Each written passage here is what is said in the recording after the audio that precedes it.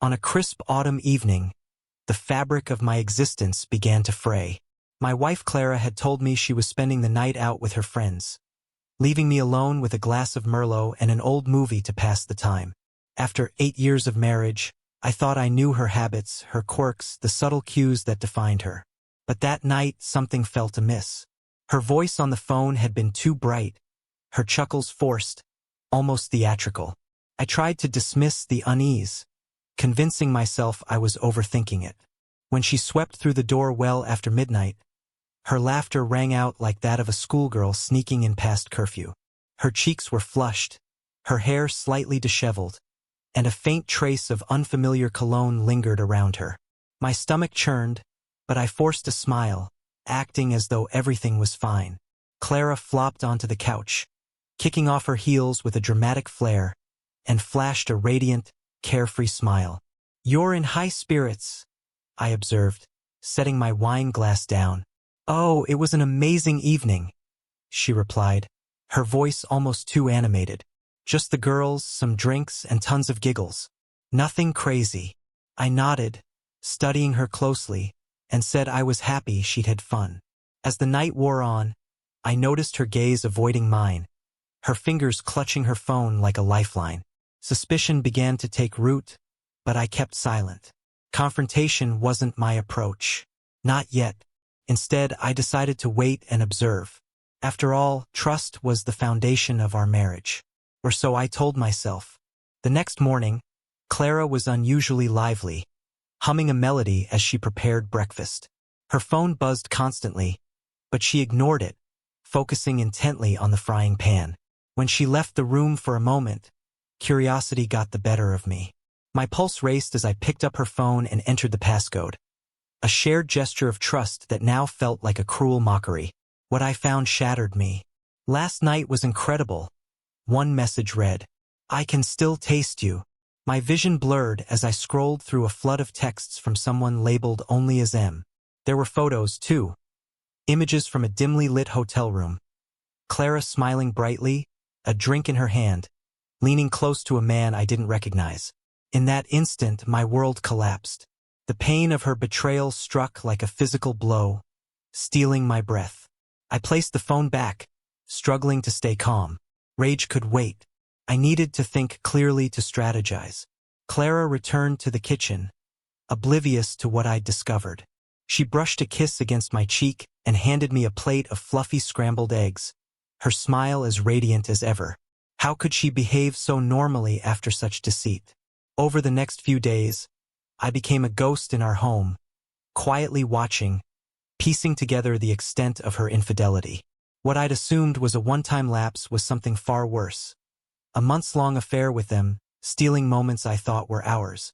Anger burned within me, but I held back from confronting her. Instead, I carefully collected evidence. Screenshots of messages, photos, even receipts she'd carelessly left in her purse. A plan began to take shape, fueled by a cold, resolute purpose. On the surface, I played the role of the devoted spouse. I cooked her favorite meals, laughed at her jokes, and even planned a romantic weekend getaway for just the two of us. Clara seemed relieved, as if my warmth absolved her guilt. She had no clue I was orchestrating her downfall. The retreat was my masterpiece. A secluded cabin nestled in the mountains, tranquil and remote. Clara was thrilled, gushing about how much she needed the escape. I packed meticulously, including my new camera equipment, which I'd taken up as a hobby. She didn't question it. That first night felt almost magical, at least outwardly. We sipped wine by the fire, reminisced about our early days, and danced under a star-filled sky. But my mind was elsewhere, focused on the final stage of my plan. The following morning, I told Clara I wanted to photograph the wilderness and suggested she sleep in. She agreed, snuggling deeper into the blankets as I gathered my gear and stepped outside. But I didn't capture the landscape. Instead, I set up hidden cameras around the cabin, carefully placed to record the story I needed. When Clara awoke, I proposed a hike to a breathtaking spot I claimed to have found. She was hesitant, but eventually relented. We wandered the trails for hours, and for a brief moment, I almost forgot her betrayal, almost. Back at the cabin, her phone buzzed incessantly. She glanced at it, her expression tightening with annoyance. "Just work," she muttered, dismissing the notifications. But I knew better. That night, I prepared her favorite dinner, keeping her wine glass brimming. She laughed easily, unaware of the storm I was brewing. When she stepped away to the bathroom, I grabbed her phone and sent a single text to him. "It's over." I deleted the exchange, leaving no trace. When we returned home, Clara resumed her usual cheerfulness, her laughter echoing through the house. But when she reached for her purse, her face paled. She rummaged desperately, her voice trembling. "What's wrong?" I asked, feigning concern. "My wedding ring," she whispered, tears welling in her eyes. "Oh no," I said, my voice dripping with false sympathy. "When did you last have it?" She stared at me, guilt and fear battling in her gaze. "I don't know. I must have taken it off somewhere. I'd hidden it, of course, that symbol of our vows, now a tool in my revenge." The next day, I executed my plan.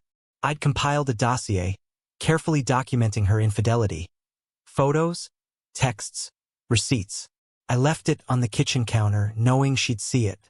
When she did, her face turned ghostly white. "What is this?" she whispered, her voice barely audible. "The truth," I said, my tone frigid. "Something you've hidden from me for months." She stammered, trying to justify, to explain. I raised a hand, silencing her. "No excuses, Clara. I want you out." Her eyes widened, tears streaming down her face. "Please, we can work through this. I'll do anything." "It's too late," I said, my voice like steel. "You made your choice. Now I've made mine." I'd already spoken to a lawyer, ensuring the divorce would be swift and in my favor. The evidence I'd gathered secured everything: the house, the car, our savings. Clara was blindsided. As she packed her bags, weeping, I felt no compassion. She destroyed our marriage, our trust. This was justice.